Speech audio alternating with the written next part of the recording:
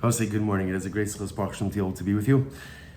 Begin by thanking all of our sponsors. Thank our annual TALMUD Torah sponsor, Tilson Family, for dedicating all the Shimon Drushos this year in the zechus of Besoros Tovos for Am Yisroel. Our TALMUD Torah sponsors for the month of Tamuz, the Weinberg Mishpacha, thanking Hashem for all of His Nissim, both revealed and hidden, for the miracle of Yonatan Shai Weinberg 14 years ago, and Erertz Hashem, the greatest miracle of all, the arrival of moshiach in David and Batsheva Pava of Yisroel, for dedicating the Shiurim and Drushos this month, Le'ilui Nishmas, Batsheva's father, Reb Shlomo ben Yehuda Aryeh Vegh. And our Daf Yomi sponsors for today, Sammy Malka Esterson, in honor of Mr. Morton Esterson's 99th birthday. What a tremendous mazel tov, a tremendous bracha, Mr. Esterson, Shemeretz Hashem.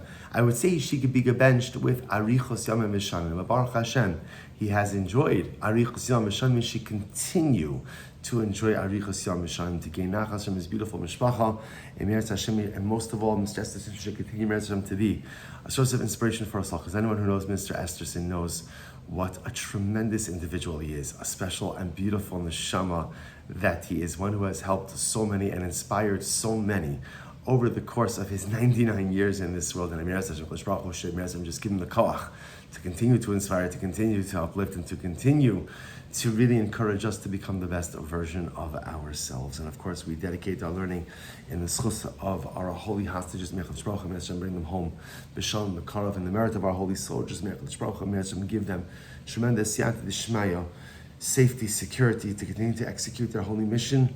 May Hashem protect our brothers and sisters of Eretz Yisrael. May Hashem just shower His shmira, Yisera, and Hashgacha pratis on all of Klal Yisrael, and may we be zoche to the ula of Mehi Rabbi Aminu. Amen. So with that, let us begin. Today's daf is Chaf Aleph.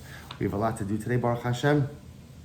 21. We are starting on Chaf Amud Beis 20b, and we are picking up at the 2 dots TORAH Banan, 5 lines up from before it gets wide. So some really beautiful Gemara ahead of us today. TORAH Banan. The Nishmarta they called Zara. So the Gemara is quoting the same pasuk that we saw in yesterday's daf.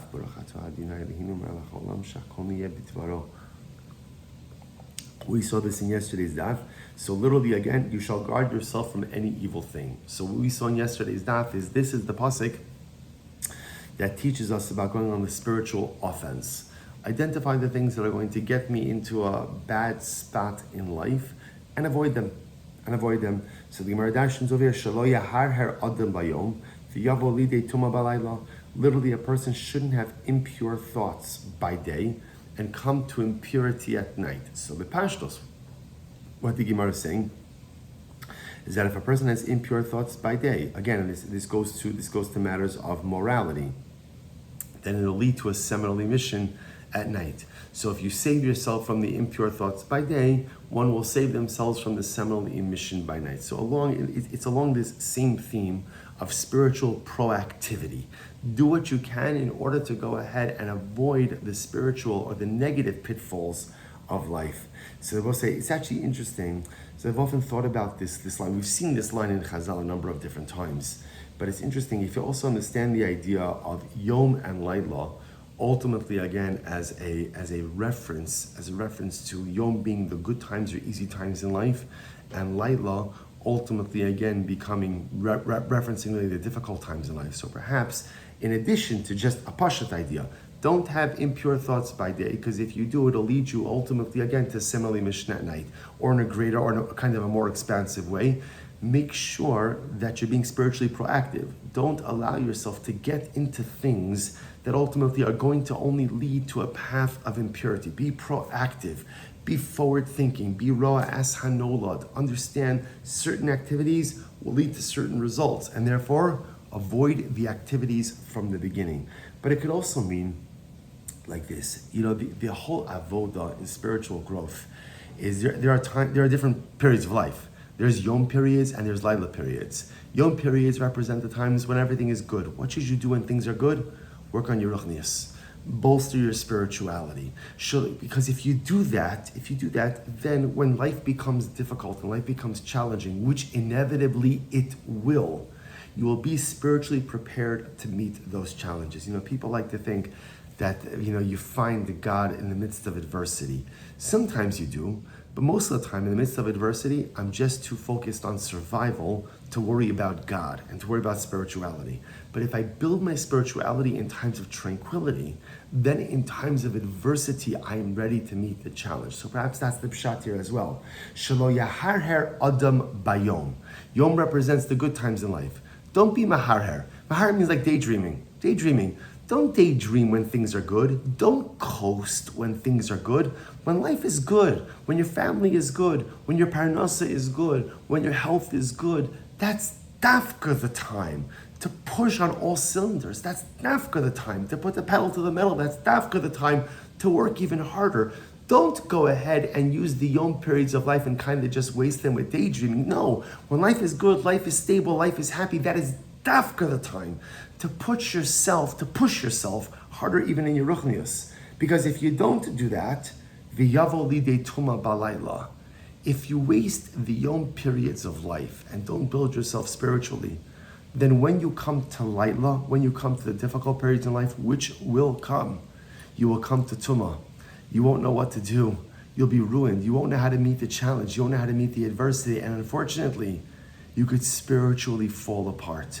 Those who daydream by day, those who squander the opportunity to build themselves spiritually when life is good, tranquil, and happy, ultimately fall apart in the midst of adversity. They come to Tumah Balayla. Incredible Yisod.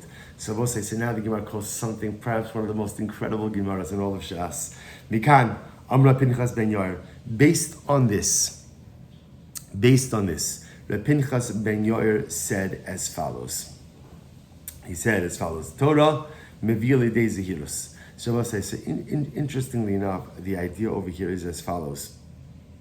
Now, what does it mean based on this? What the previous Gemara was really teaching us was this idea that life kind of periods of life bleed in one to the other, right? So literally translated, don't have impure thoughts by day because you come to a similar mission at night. So that which you do by day ultimately has an impact at night. Again, if we broaden our understanding, if you bolster yourself by yom in the good times of life, you will be ready to meet the adversity in the challenge. So Pinchas ben Yair says, now that I understand that in life, every stage builds on the next, right? In other words, night builds on day, and therefore life is a series of sequential steps. Based on our Pinchas ben Yair says as follows, and this is beautiful. Torah mevil idei zechus. So Torah, now again, look at Rashi. Rashi says, Ayidei she'osek ba va'od shara u'mevin ashar sheba v'nishma. So if a person learns, Torah quite literally means Torah. So Torah brings a person to zechirus. Now I will say this is incredible. Now Rashi says, what's zechirus? Kishavera baliyado zahir li shamer shelo yikashel. So according to Rashi, zechirus ultimately means if I'm steeped in Torah, then when presented with the opportunity to sin, I will be vigilant in trying to avoid that pitfall. Girded with the right spirituality, I will be armed to go ahead and avoid the pitfall of sin. Okay, zechirus mevil idei zrizus. And again, when I go ahead and I'm careful to avoid sin, that leads to alacrity in the performance of mitzvahs. Zrizus, right? Because remember, like David Amal says, sur meira v'yaseh tov. Avoid evil and do good. So if I'm zahir, if I'm careful with the avoidance of aveira, then ultimately, again, I will come to zrizus, to alacrity in the performance of mitzvahs. Zrizus mevil idei nekiyos. Ultimately, again, if there's zrizus, right, and I'm focused on performing mitzvahs with zeal and with alacrity, that leads to cleanliness. Rashi says cleanliness from what? Cleanliness from sin. Because if I'm so focused on alacrity in life, if I'm so focused on a zeal and a hislavus for mitzvahs, then by definition, I'm avoiding the temptation to sin. Nikius, mevil idei prishos. And if I'm lucky, if I'm free from sin, if I'm cleansed from sin, so to speak, that leads to prishos. Prishos, Rashi says, means I recognize that even in the realm of that which is permitted, I still have to draw my lines. Just because something is permitted doesn't mean that I should do it. Rashi says, Af midavar hamuter porish lahachmir al atzmo. Even something that is technically permitted, I'll draw my line and not indulge in it. First white line, prishos, mevil idei tahara, and ultimately I am prishos, separating myself even from that which is permitted, because I know that I don't need it, that leads to a sense of TORAH, beautiful, of purity. TORAH mevi lidei chasidus. So TORAH ultimately leads to a sense of chasidus. And remember again, which makes sense, because precious means going and separating myself ultimately even from the things that are permitted, but I know that I don't need it. I don't want to overindulge. That leads to a sense of purity. Purity leads to chasidus, because what's chasidus? A chasid is someone who goes above and beyond expectations. Chasidus mevi lidei anava is beautiful. Chasidus leads to humility, because again, even once I become a chassid, I recognize that there's so much more that I could be doing that engenders a sense of humility. Anava mevi lidei yahrzeit. Humility leads to a sense of fear of sin, because once I'm humble and I recognize how much more I have to do, I'm even more vigilant about avoidance of sin. Yahrzeit mevi lidei kedusha. And ultimately, again, this fear of sin leads me ultimately to a heightened level of holiness. Kedusha mevi lidei ruach hakodesh. So kedusha leads me to ruach hakodesh, and ruach hakodesh mevi lidei tchias hamesim. And ultimately, again, ruach hakodesh, that leads to tchias hamesim. Now, what that means to tchias hamesim, does that mean that the person himself has the power to tchias hamesim? B'pashtos, what it means is, if everybody gets to the level of ruach hakodesh, then HaKadosh Baruch Hu brings us to tchias hamesim, to moshiach. The chasidus, so we'll say, so this is the famous Rabbi Pinchas ben Yair. Now, by the way, what's incredible about this, we know Ramchal, Ramosh Chaim Tzanto, models his entire Sefer Mesilas Yesharim based on this statement of Rabbi Pinchas ben Yair. So if this sounds familiar, it's because, well, we've seen it in Shas a couple of times also, but it's also because the entire Ramchal, the entire Mesilas Yesharim is modeled on this idea. So we'll say, so you see a theme over here. We'll get into this more, and there's so much to say. We could spend a week just on this Gemara. We could spend an entire Sefer just on this Gemara. But what Rabbi Pinchas ben Yair is saying is that the pathway to spiritual growth is multiple steps, multiple sequential steps. One leads to the other, which leads to the other, which leads to the other. This is the famous idea. Lubavitch Rebbe Zechus Levracha quotes that by Yaakov Avinu in Parshas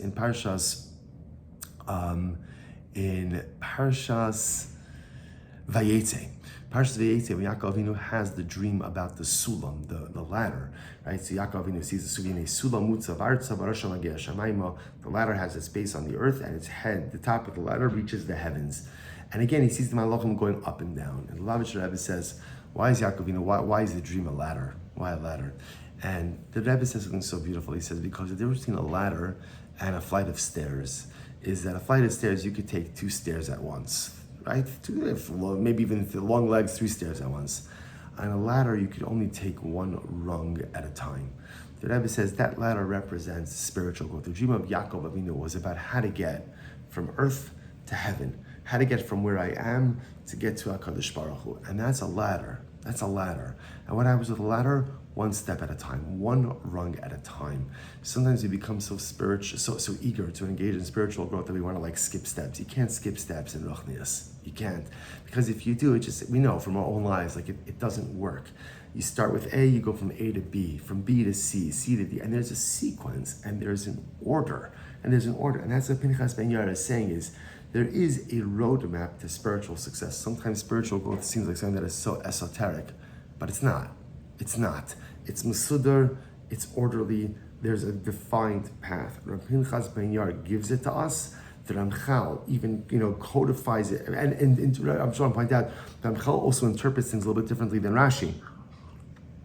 If you notice, even just from Zehirus, Rabbi said, but this is it. You want spiritual growth? Create for yourself a sequential plan. What are you going to start with? What's next? What's next? What's next? Incredible. The Chasidus Gedol Mikulan.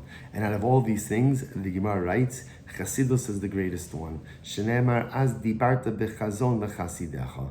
So I must say, which, by the way, it also makes sense if we understand Chasidus. Especially the Ramchal says that the Chassid is the person who goes above and beyond. So Chasidus is considered to be the greatest level of all. Incredible. So Gemara says, Rabbi Shmuel Levi. Rabbi Shmuel Levi. This argues Rabbi Shmuel Levi because he says, Another Gedol Mikulan. He says humility is the greatest trait, not Chasidus. Shenema Ruach Hashem Elokim Alai Ya'an Moshiach Hashem Osi Lebasra Anovim. Chasidim lo ne'amar ela anovim. So the pasuk again extols the chassid. The pasuk extols the anav, the humble person. It doesn't say chasidim ela anovim. Halamarata shanav gedol mikulan. All right. So just interestingly enough, a machlokas. So what is the greatest of all of these midos? Is it chasidus? Is it anava? And I will say the truth is, it doesn't matter. It's both. It's both, because at the end of the day, I need both, right? I need to become a chassid. I need to become a person who doesn't just live up to expectations, but exceeds expectations. I need to become a humble individual as well. Humility meaning, I know what I've accomplished. I know what I am, but because I know what I have accomplished, I also know how much more I can do. Incredible. Let's go weiter. In Mocher Lohen. So the Gemara says as follows. So also remembering it back to the Mishnah. And in the Mishnah, we're speaking about, again, the things that you cannot sell to an akum, specifically muchober lekarka, things that are attached to the ground. So the Gemara says, Tan Abanan, mocher lohen ilon almanas lokotz. The quote is Rabbi Yehuda. So remember again, the Brisa says, you could sell them a tree on the condition that they cut it down. The quote states, and has to be cut down. These are Rabbi Yehuda. Rabbi Meir says, so Rabbi Meir says, no, you can only sell them something that is already cut down. You can't sell them anything that is attached to the ground, even if they say that they're going to cut it down. Shachas, amanas ligzos, the goes is Rabbi Yehuda. So ultimately, shachas is like a fodder, right? So you can sell them fodder that's attached to the ground on the condition that they're going to cut it down.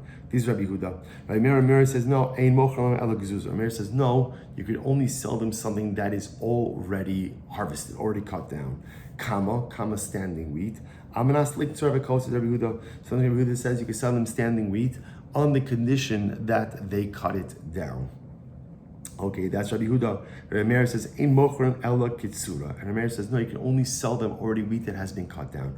So Rabbi says, so interestingly enough, so three different cases. First was tree, Elon. Second was shachas, fodder. Third was kama, standing grain. And in all of these cases, Rabbi Yehuda says you can sell it to them attached to the ground on the condition that they're going to cut it down, but you can sell it while it's still attached. Ultimately, Rabbi Meir says, no, you can only sell it while it's already detached. So the Gemara says, now obviously the question is, why need three cases that essentially say the same thing? If it would have just had the case of the tree, I would have said in the case of the tree, because if you leave the tree attached, there's no loss. I would have said that's the case where ultimately we have to be concerned that the akum is not going to cut it down. But in the case of ultimately, for the other cases, where let's say if you leave it attached, ultimately the item goes bad. Perhaps in that case, Rabbi Meir would agree with Rabbi Yehuda.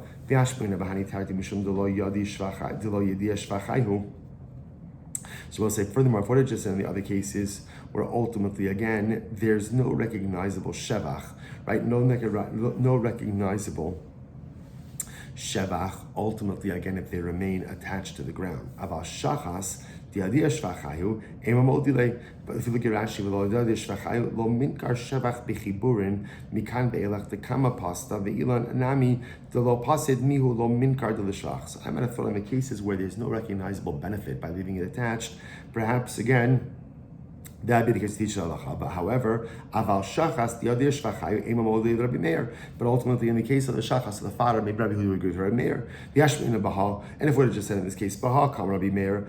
Aval b'hanach emamodile Rabbi Yehuda. So say bottom line is the three cases are dissimilar. Again, all of these cases, both the tree, the shachas, the fodder, and the kama, the standing grain, all have their unique differences between them. Therefore, they all have to be stated. See, by the way, so it says bottom line. That's the ongoing machlokes Rabbi Meir and Rabbi Yehuda in these cases in the Mishnah. By the way, so we'll say. So by the way, halacha l'maisa. We paskin like Rabbi Yehuda, right? And as long you're allowed to sell it, as long as it's sold on the condition that it's going to be cut down, even if at the time that it's sold, it's not yet cut. That's how we paskin. I'm going to ask another kasha. Behema amanas lishchot mahu. What if I sell an akum, a behema, on the condition to slaughter it? Now remember again, Abosai, this is referencing back our previous Gemara about the inability to sell a behema gasa, a large animal, to an akum. Again, that was out of a fear that I'm going to end up renting it, him is going to use it on Shabbos. So what if I sell him a behema gasa on the condition that he's going to shecht it?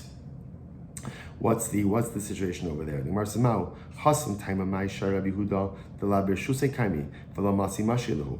Maybe Rabbi Yehuda only allows it in the previous cases. Let's say again of the Elon, the Shachas, and the Kamal, because in those cases the item is still in the Rishus of the Yisrael, of the Jew, and therefore the Jew could cut it down. And the Gemara says, "Aval behema kevan de bershusei doviko chavim kaima mashila." But in the case of the animal, perhaps even if the guy says he's buying it, the akum says he's buying it for the purpose of shchita, because it's outside of my domain, I don't have control over it anymore. Maybe I have to be concerned that he's really not going to shecht it, and ultimately, again, may just maintain it. Oh, Dilma Loshna, perhaps it makes no difference. So Tashma has analyzed this anyo. Behema amnas lishchot v'shochi div Rabbi Yehuda.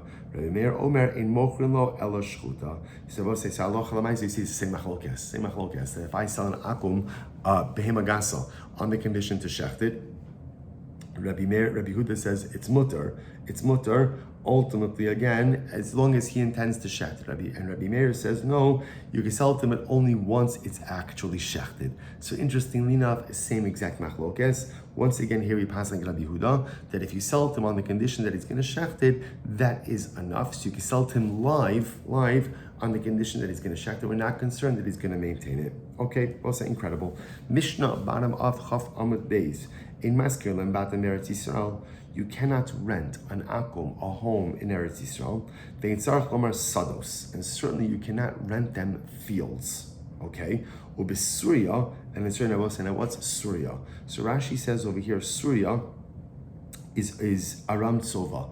So sounds like Aram Tzova was a place, and it was close to Eretz Yisrael, and this was an area that David HaMelech conquered on his own. In other words, he did not go ahead and consult. This was not a Milchemes Mitzvah, but rather, again, this was an area that he conquered on his own. So there's a whole discussion over here about whether or not Aram Tzova, or Surya, has Kedushas Eretz Yisrael. That's an ongoing machlokes. We'll see it in the Gemara. So, Besuria, top of Chaf Aleph, maskir lahem batim avalos sodos. In Surya, you could rent fields. You could rent homes, but you can. If there are Jewish-owned homes in Surya, you can rent homes to an akum avalos sodos, but not fields. But in Chutz La'aretz, you can sell an akum homes. You could rent them fields. These are the words of Rabbi Meir. Okay, and Rabbi Yossi says. So the first model is the Rabbi Meir model. We'll see in the Gemara more explanation about this. Rabbi Yossi says, "Beres Yisrael maskin lahem batim alos sados." So Rabbi Yossi disagrees, right? Rabbi Yossi says in Eretz Yisrael, you are allowed to rent homes to an akum, but you are not allowed to rent an akum a field. Ubesuria, in Surya, mochrin batim umaskirin sados, you could sell them homes and rent them fields. Ubechutz la'aretz mochrin elu ve'elu, and in Chutz la'aretz, you could do whatever. Chutz la'aretz, you could sell fields, rent fields, homes, you could do whatever. So Gemara says, "Af b'makom she'amru lahaskir lo lebeistira amru mipnei shu machnis l'socho avodas kochav." I have a very interesting qualification. In any areas where we say, in any time that we say that you're allowed to go ahead and rent an akum, a home, right? It's not to live in. It's not to live in. You cannot rent an akum, a home, a Jewish home for domicile purposes. Why? Because we are concerned that he's going to bring his Avoda Zara into that home. Shnei Emar, and that's a problem. Why? Shnei Emar, lo savi so'eva el beisecha. You shall not bring an abomination, a reference to Avoda Zara, into your home. Ubechol makom lo yaskir lo es hamerchatz mibnei shu nikral shmo. But no matter where you are, Chutz la'aretz, Eretz Yisrael, Surya, Chutz la'aretz, you cannot rent a Jewish your bathhouse to an akum. What are we concerned about? We're concerned that the akum is going to operate it on Shabbos, and people know, apparently more people didn't know who owned the bathhouse. So since people would know that this is a Jewish-owned bathhouse, if they see it operating on Shabbos, they're not going to know it was rented out to a guy, to an akum, and therefore they're going to assume that the Jew is operating his bathhouse on Shabbos. Okay, so let's unpack this. So my ein tzarech lomar sados. So I will say, so what is the meaning of the phrase that you don't even have to include sados? What exactly, what does that mean? So again, he's quoting over here from Rabbi Meir in the Mishnah, right? The first line of the Mishnah was, Ein maskir lehem batim Eretz Yisrael. You cannot rent an akum, a home in Eretz Yisrael. Vein tzarech lomar sados. And it goes without saying that you can't rent them fields. So it's almost like, it's like pashut, that you can't rent them a field. Why? What does that mean? So the Gemara says, so maybe there's two issues with renting a field to an akum. Number one, chada chanias karka. Number one, it's giving them a foothold in land ownership in Eretz Yisrael. This is yesterday's daf, right? Lo sichaneim. So even though again this is a rental, not a sale, still renting a field to an akum could be a problem of giving them a foothold in Eretz Yisrael. So that's problem number one. Bechada the kamaf kalemi meiser. Furthermore, bepashtus, if the field is rented by an akum, the Gemara is suggesting that perhaps that takes away the kedusha of the land, and because of that, the produce will be meiser exempt. So you're removing the kedusha of the produce from the produce by renting it out to an akum. Maybe that's the issue, and therefore, if that's the case, batim nami ikatarti. There should be two problems with renting a house to an akum. Number one, chada chanias karka. You're giving them a foothold in the land. The chada the kamaf gelei mezuzah. Furthermore, if you rent a home to an akum, ultimately, again, it's no longer subject to mezuzah. So you're taking away its kedusha from mezuzah. No, mezuzah chovas hadaru. No, it's interesting. Mezuzah is not a din on the home. Mezuzah is an obligation on the dweller, right? The proof to that is, if I own a home but no one's living there, there's no obligation of mezuzah. So therefore, again, the obligation of mezuzah is upon me, a chovas hadar, not upon the home itself. Therefore, the act of renting out a home to an akum does not remove the home from the din of mezuzah, because there just is no din of mezuzah on that home, as opposed to, let's say, going ahead and renting a field to an akum, where potentially you're removing the kedusha of the land. So we'll say, so this is incredibly important. So this Gemara is highlighting this idea that the fundamental difference between renting fields and renting homes, renting fields is going to be more problematic from the position of the Gemara. Right? Why? Because again, when you rent a field to an akum, you're essentially doing two things. Number one, lo sichaneim, you're giving them a quasi foothold, an akum quasi foothold in quasi land ownership in Eretz Yisrael. And number two, you are removing the kedusha of the land. Now, this idea that rental of land to an akum removes the kedusha of the land is a big machlokes, but the Gemara is kind of going with that assumption over here. That's the double problem with renting fields. That's why, if you notice in the Mishnah, both according to Rabbi Meir and Rabbi Yossi, you are not allowed to rent fields to an akum in Eretz Yisrael, right? According to both of them. Now, interestingly enough, their machlokes is about renting homes. But again, everyone's going to agree that it's interesting. You would have thought a little bit differently, but the rental of fields is a more severe issue than the rental of a home. Amazing. So one goes weiter. And in Surya, you're allowed to go ahead and this is the position I'm there. In Surya, you're allowed to rent them homes. So the Gemara says, Maishna mechira delo. So we'll say, okay, but why can't you sell them a home in Surya? Mishum mechira deretz Yisrael. Because we're concerned that if we allow you to sell a home to an akum in Surya, you're going to come to sell a home to an akum in Eretz Yisrael. So if that's the case, we should go ahead and we should say, you shouldn't be able to rent either. You shouldn't be able to rent a home to an akum in Surya, lest you come to rent a home to an akum in Eretz Yisrael. No, I'll tell you what Gemara says. He gufa gzera va'ano nekom v'nigzar gzera gzera. So Gemara says no, because remember, technically speaking, there's nothing, even renting a home to an akum in Eretz Yisrael is only a problem lest you come to sell them a home in Eretz Yisrael. So now we said, what are we going to do? We're going to start saying you can't go ahead and even rent a home to an akum in Surya, lest you come to rent a home to an akum in Eretz Yisrael, lest you come to then sell a home to an akum in Eretz Yisrael. It's too many steps removed, and we don't make gezeros like that with so many different layers. So therefore, again, halacha l'maisa, in Surya you are allowed to rent a home to an akum. The Gemara says, "V'ha schiros sada de besurya." the gzera, the kal gazrinon. But one second. But we said, but in the Mishnah, you're not allowed to rent a field to an akum in Surya, and that's a layered gezerah, and yet we see it's still enacted. To which the Gemara says, no, it's different. Hasam lav gezerahu.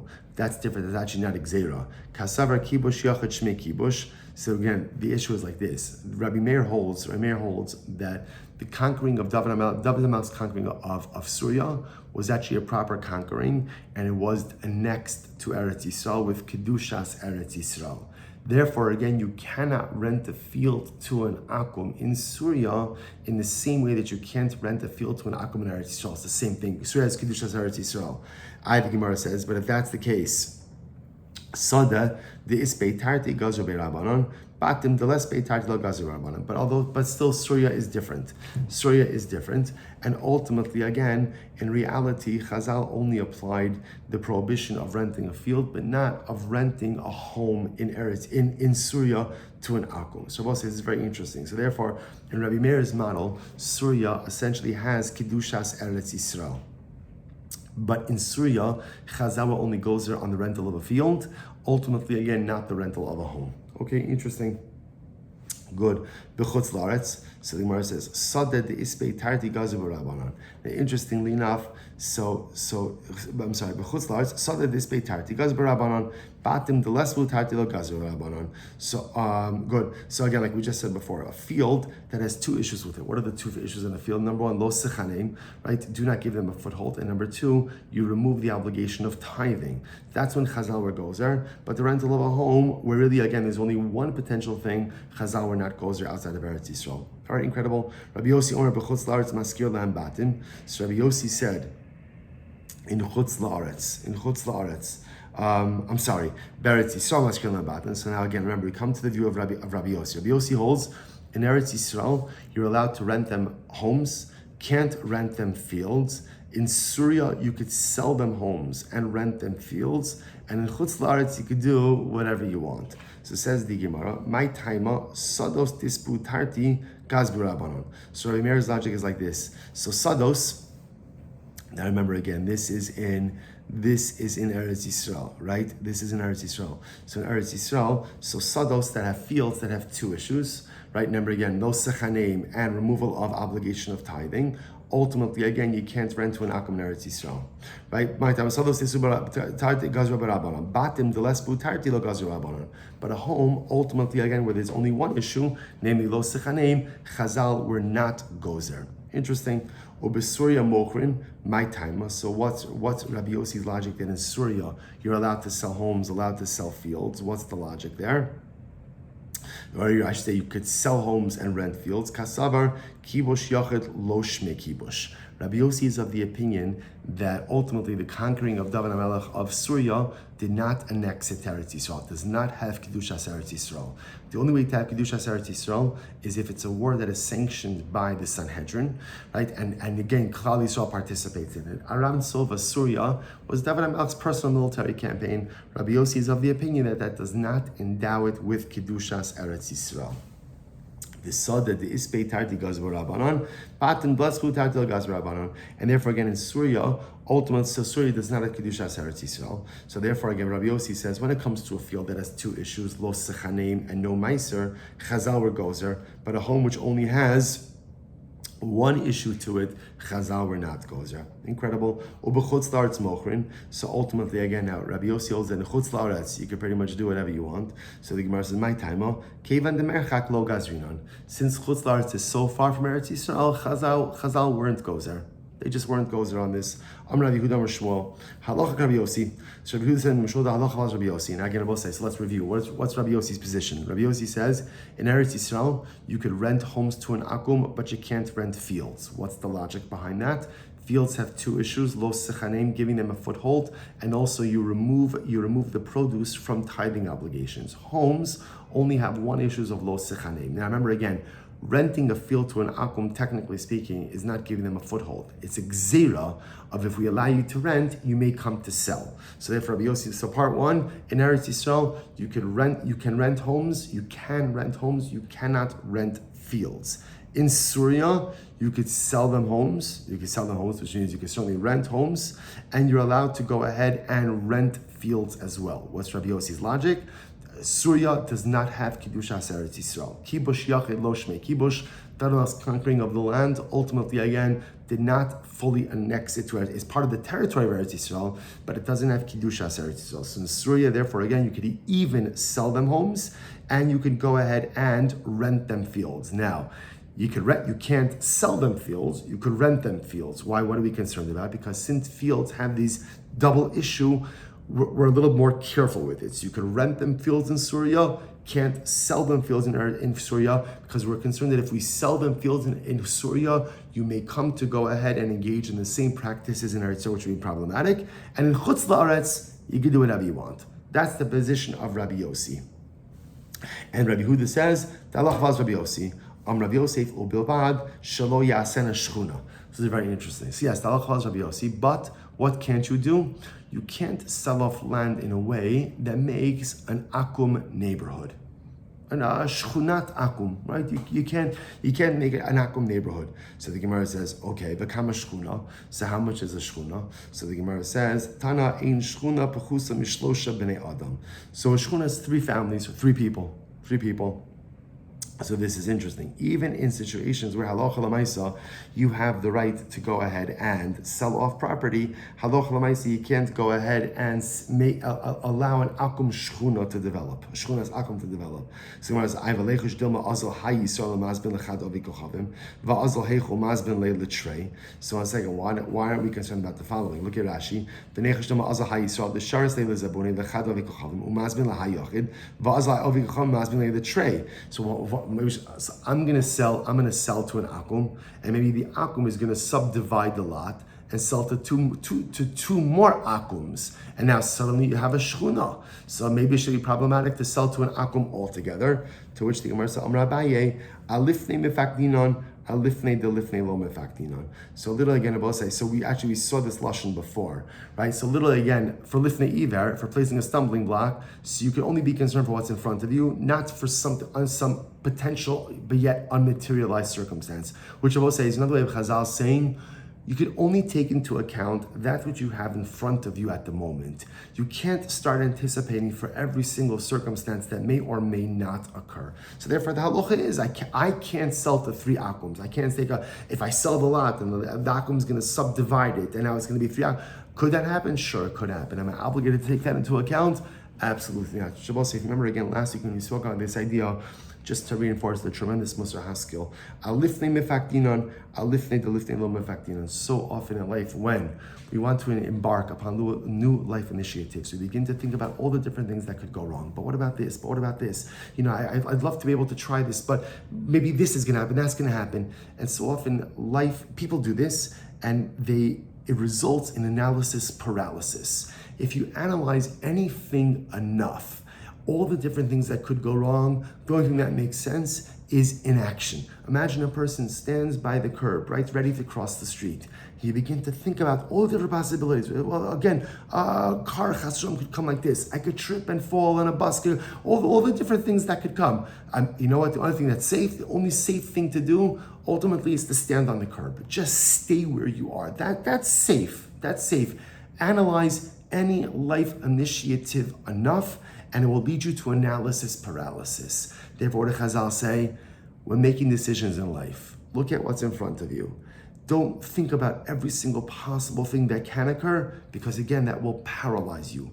Make good life decisions with the information you have in hand and move yourself forward. Let's go weiter. So the Gemara says, now remember, the Mishnah said that even in a place where you have a right to go ahead and rent out a home to an akum, you cannot rent out a home to be used as a domicile. So the Gemara says, Michlal de'igeduchta delo mogri. So it's interesting. So it makes it sound like that there are places ultimately, again, where we do not rent homes to the akum, on the base, ustomak Rabbi Meir. And I will say this would go ahead and make the Stam Mishnah in accordance with the position of Rabbi Meir, because Rabbi Meir holds that in Erertz Yisrael we do not rent homes to an akum. The Rabbi Yossi bechol duchta mogri, because Rabbi Yossi we're allowed to rent anywhere. right? Because remember again, the position of Rabbi Yossi is that even in Erertz Yisrael, you're allowed to rent. So that statement seems to really be in conformance with the position of Rabbi Meir. B'chol makom lo yiskar. Tanya, so remember again, the Mishnah then said that you're not allowed to rent out a bathhouse to an akum.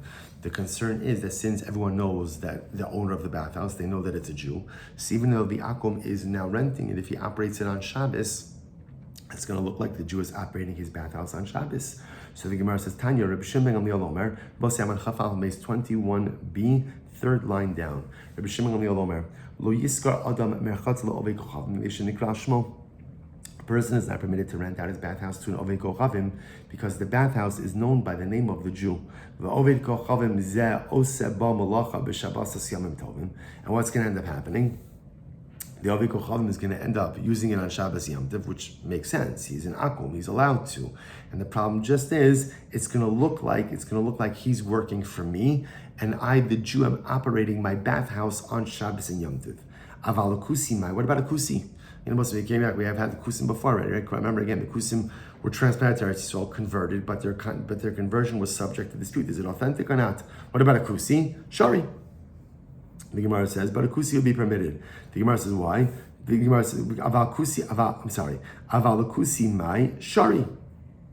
Kusi would ultimately again be permitted. Why I will say now, the assumption over here is that a kusi doesn't work on Shabbos and Yom Tov, right? Because he keeps Shabbos and Yom Tov. So therefore, because of that, he's not going to operate it illegally. But the Gemara says, kusi emar avid bei malacha b'cholo shamoid. But a kusi is going to have it open on chalamayid, and still on chalamayid, a person is not supposed to do malacha. Shouldn't we be concerned about that? Rabbi said, why is a kusi working on chalamayid? Rashi says, ledidan nami shari laha. I'm sorry. Kusi, go back to Rashi. Rashi didn't ask kusi. Lo avim melacha b'shabbos ala b'cholo shamoid aved de lemedrash sofrim lo chayshi. So kusim do work on chalamayid. So shouldn't we be concerned that he's going to keep the bathhouse open over chalamayid? To which the Gemara says, b'cholo shamoid anan nami avdinan. So the truth is, we also keep bathhouses open on chalamayid. Why? Because also in chalamayid, you're allowed to do malacha for the purpose of the Yom Tiv. While having a bathhouse open so that people could bathe on chalamayid is a proper Yom Tov malacha. So that's not a problem at all. So it's very interesting. So therefore, the Gemara suggests over here that halacha l'maaseh you can't rent out your bathhouse to an akum. Why? Because everyone knows who the owner of the bathhouse is. Even though it's rented out to the akum, if he operates it on Shabbos and Yom Tov, people will assume that he's working for me, and therefore I'm running my business, my bathhouse on Shabbos and Yom Tov. But I can rent it out to a kusi because the kusi is not going to keep it open on Shabbos and Yom Tov. So the Gemara says, what about renting my field to an Oved Kochavim? So the Gemara says, shari, that's permitted. Now obviously, this is talking about not in Erertz Yisrael, right? So let's say in Chutz La'aretz, where everyone agrees you could rent out a field to an akum, I'm allowed to rent out my field to him. My time. But why is that? If the akum is working the field on Shabbos and Yom Tov, shouldn't we be concerned it looks like he's working for me? To which the Gemara says, my time. Arisa arusase ka'avid. No, because in fields, sharecropping is a very common arrangement. So when people see the akum working the field on Shabbos, they know he's a sharecropper. So because of that, he's working for his own benefit. He's not working for me. Therefore, it's going to be permitted. It's going to be permitted. So the Gemara says, this is very interesting, right? Because the assumption is since he's a sharecropper, he's working for himself. So the Gemara says, Merchatz nami ami arisa resase ka'avid. So why do we say the same thing by bathhouse? Maybe there's like a sharecropping, like, remember again, a sharecropping arrangement, we'll say, is essentially where the akum's working my field. He guarantees me a percentage, or either a percentage or a certain defined amount. So therefore, again, I'm guaranteed whether he works on Shabbos, doesn't work on Shabbos, doesn't make a difference to me. I'm getting my payment. So therefore, when he works on Shabbos, he's doing that for himself. So why don't we say the same arrangement could exist by the bathhouse? Arise demerchatz lo avid inshi. Because I will say that was not the type of arrangement that was commonly done by a bathhouse. Bathhouse wasn't like that. Bathhouse was a typical rental. So because of that, if the Oved Kochavim is operating it on Shabbos and Yom Tov, it looks like he is working on my behalf, as opposed to a field where it was common knowledge that most agricultural relationships were sharecropping arrangements. Therefore, when the akum is working on the field, ultimately he's doing it for himself, and I am not deriving any benefit from that. Incredible. And we'll stop over today. Shkoyach everyone. Tremendous chus to all of you. Have a wonderful day.